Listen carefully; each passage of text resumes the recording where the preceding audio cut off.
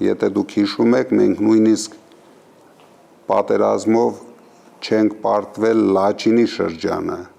չենք պարտվել Քելբաջարի շրջանը, հանձնվել է ձեր նշած ճանապարհը, նույն արդյունքում հանձնվել են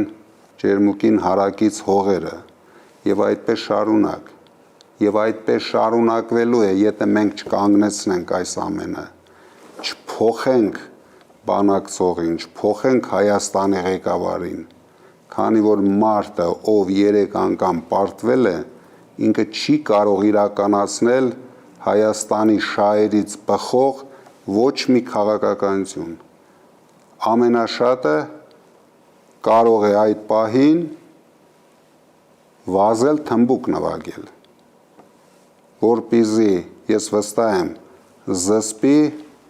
իր ներքին ցասումները, որ ինքը չի ուզում, բայց ստիպված է անել։ 44 օրյա պատերազմից հետո փնտրում էին չէին գտնում, բունկերում էր թաքնվել։ Դրա համար եմ ասում, այս մարդը իր վախերի մեջ ամեն ինչի ընդունակ է։ Ինքը վախենում է աթոռը կորցնել։ Ինքը ես չեմ հավատում, որ ցանկանում է աշխատել Հայաստանի ղեկավար, բայց շատ է վախենում աթոռը կորցնել։ Դրա համար մենք իրեն օգնելու ենք,